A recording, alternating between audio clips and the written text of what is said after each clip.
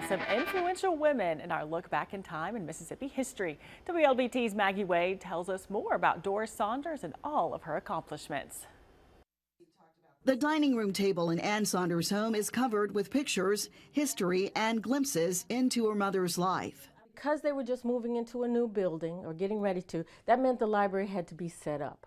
Doris Saunders became the highest-ranking African-American librarian at the Chicago Public Library in her early 20s. During that time, her daughter says she wrote a letter to John Johnson of the Johnson Publishing Company, known for Ebony and Jet magazines. She was hired, and she set up the first corporate research library by and about African Americans at JPC.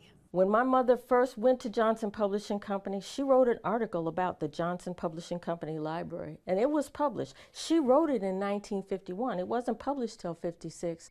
Saunders was a natural researcher, and during her time at Johnson Publishing, she's credited with studying the census and using other materials to create a marketing and advertising strategy for JPC that would put the company on the map and make JPC millions, which was highlighted in an Ebony Anniversary edition, 10 Years That Rocked the World.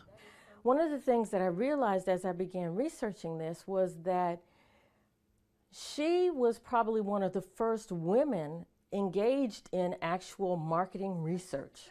Her work did not stop there for JPC. In 1960, Mr. Johnson decided he wanted to start publishing books. And so she had to learn how to publish books.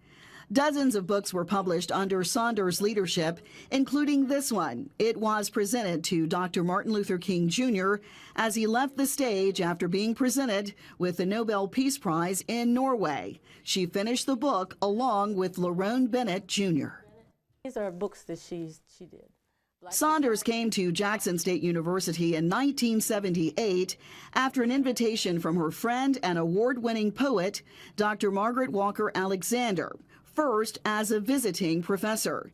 She became chair of the Mass Communication Department. She got Jackson State accredited as a fully fledged accredited journalism program, and it was the first program in the state to be accredited.